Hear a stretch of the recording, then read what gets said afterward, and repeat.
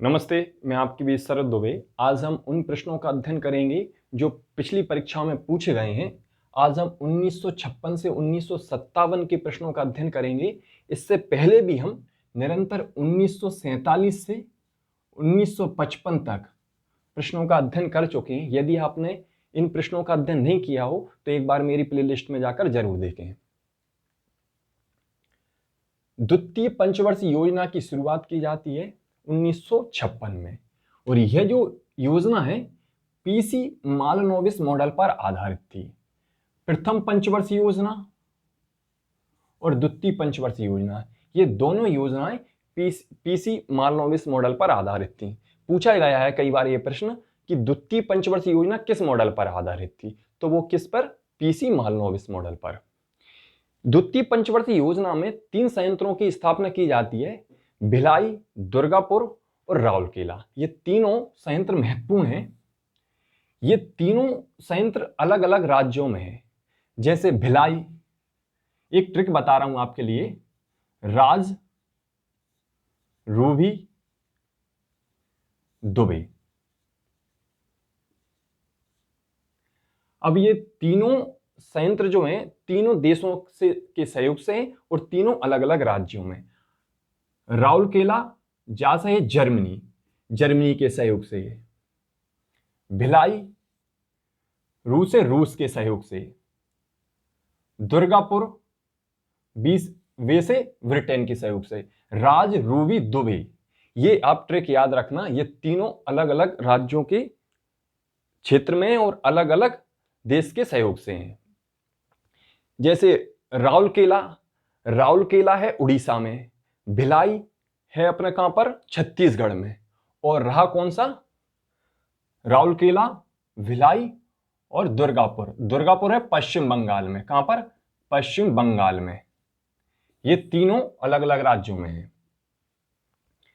दूसरा प्रश्न है, राज्य पुनर्गठन अधिनियम पारित होता है कब? 1956 में। आप इस बात को याद रखना कि राज्य पुनर्गठन अधिनियम से संबंधित प्रश्न आता है तो वो कब होता है? 1956 में लागू। और वहीं राज्य पुनर्गठन आयोग से संबंधित प्रश्न पूछा जाता है तो वो है कब लागू? 1953 में। भाषाई आधार पर राज्यों का पुनर्गठन होता है और 14 राज्य 6 केंद्र शासित प्रदेश बनाए जाते हैं। पाकिस्तान ने स्वयं को इस्लामिक गणराज्य घोषित किया था कब? 1956 में। 1956 में स्वयं को इस्लामिक गणराज्य घोषित कर लिया था पाकिस्तान ने। विश्वविद्यालय अनुदान आयोग की स्थापना की जाती है और यह स्थापना जो है 1948 में राधाकृष्णन जी ने के द्वारा इसकी नींव डाली गई थी। किनके द्वारा? राधाकृष्णन जी द्वारा। यह विश्वविद्यालय आयोग की स्थापना तो 1956 में होती है, लेकिन यह नींव किसके द्वारा रखी गई थी? राधाकृष्णन जी द्वारा।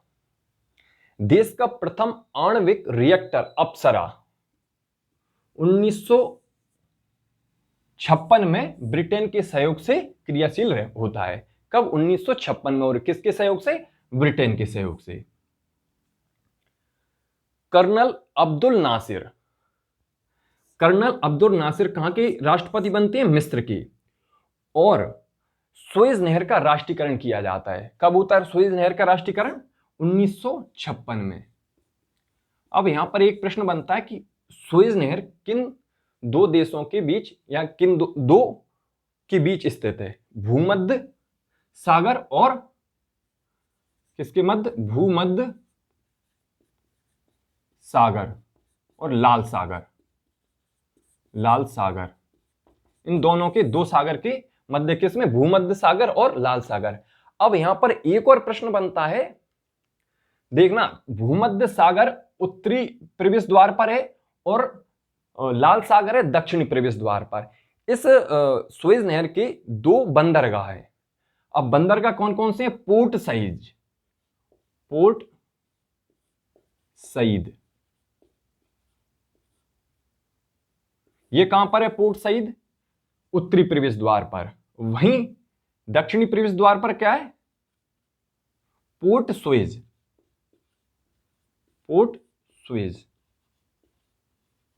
ये दक्षिणी द्वार पर, ये उत्तरी द्वार पर।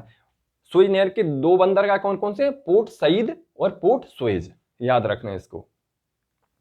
डॉक्टर अंबेडकर जी द्वारा बौद्ध धर्म को स्वीकार किया गया था 1956 में। 1956 में डॉक्टर अंबेडकर जी ने बौद्ध धर्म को स्वीकार कर लिया था। विजय रंजन, ये महत्वपूर्ण प्रश्न है, पूछा गया है पिछले एग्जामों में और आगे भी पूछने की संभावना है। विजय रंजन सेन खाद्य एवं कृषि संगठन के महानिदेशक बनने वाले भारत के प्रथम व्यक्ति हैं। अब आप कमेंट में ये जरूर बताएंगे खाद्य एवं कृषि संगठन की स्थापना कब की गई थी? 1957 के प्रश्न ये है। देश में दूसरे आम चुनाव संपन्न होते हैं। देश में दूसरे आम चुनाव संपन्न होते हैं। केरल के अतिरिक्त सभी राज्यों में कांग्रेस सत्ता में आ जाती है। अब केरल में किसकी सत्ता आती है? ईएमएस की नेता, ईएमएस नंबूदिरीपाल की नेतृत्व में कम्युनिस्ट सत्ता आ जाती है। किनकी कम्युनिस्ट सत्ता आती है? केरल में। और सभी राज्यों में कांग्रेस की सत्ता रहती है दूसरे आम चुनाव में 1957 में। वहीं सोवियत संघ यूएसएसआर के द्वारा प्रथम कृत्रिम उपग्रह स्पुतनिक, कौन सा? स्पुतनिक, स्पुतनिक का प्रक्षेपण किया जाता है कब?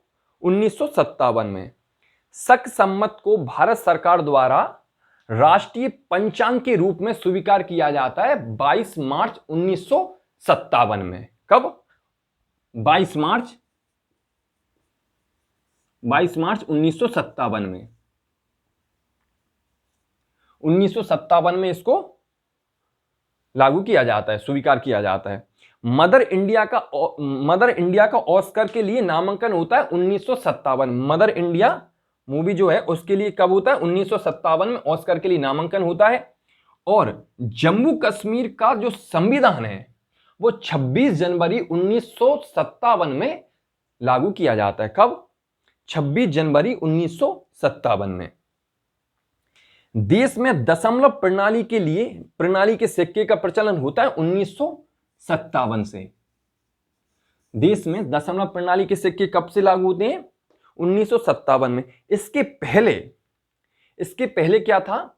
1 रुपया 16 आनों के बराबर था। किसके बराबर? 16 आनों के बराबर।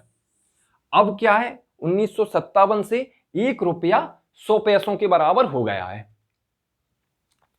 ये 1956 से 1957 के प्रश्न थे। आगे हम फिर ऐसी वीडियो लेकर आएंगे जो महत्वपूर्ण प्रश्न है। पिछली वीडियो में भी हमने कुछ प्रश्नों का अध्ययन किया, आज किया, और आप निरंतर जो मैं वीडियो आपको लेकर आ रहा हूं ये अति महत्वपूर्ण है। इनका अध्ययन करें और नोटबुक में नोट करें। धन्यवाद।